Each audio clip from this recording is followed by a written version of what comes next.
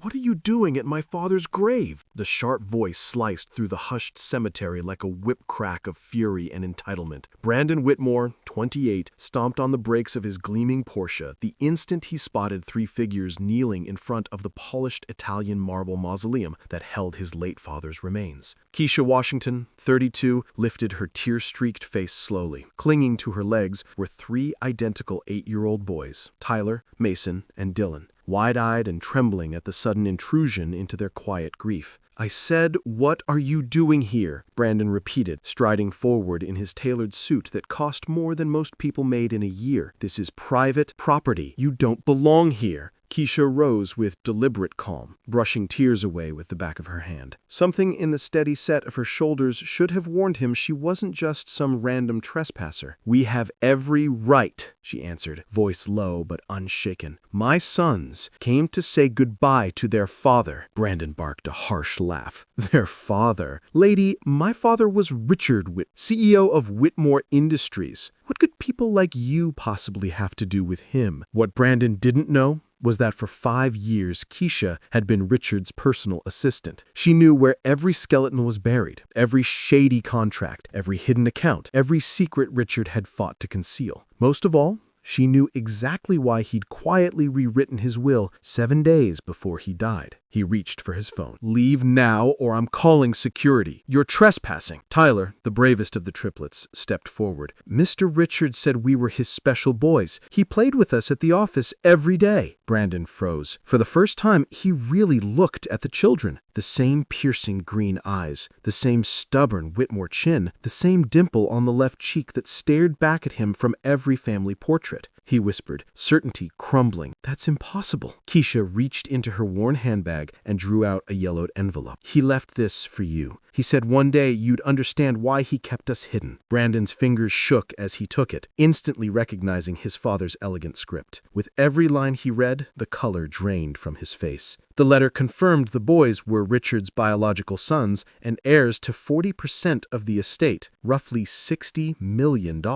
Worse, it revealed that Brandon himself had never been Richard's blood son, only an adopted placeholder raised for appearances. "This is fake," he choked out, crushing the paper. "Some desperate scam." But he couldn't stop staring at the boys. The resemblance was undeniable. Keisha watched him with the serene confidence of someone holding all the cards. Brandon stabbed at his phone again. "Michael, get to Riverside Cemetery now. We have trespassers trying to extort the estate." 20 minutes later, a black Mercedes rolled up. Michael Harrison, the family's attorney of 15 years, stepped out looking irritated at being dragged away on a Saturday. Brandon jabbed a finger toward Keisha. "She claims these kids are dad's. Ford's letter, the works. I want her arrested for fraud, trespassing, defamation, everything." Michael approached Keisha with practiced condescension. "Ma'am, attempts to exploit grieving families never end well." Keisha opened a simple binder and slid it across. "You'll want to see these first." Inside were paternity tests, photographs of Richard cradling newborn triplets, bank records of monthly deposits into trust funds, and, most damningly, documents bearing Michael's own notarized signature. The lawyer's face cycled from smug to pale to quietly terrified. "Richard never told me," he started. "Richard told me everything," Keisha cut in soft. 5 years, private meetings, secret files,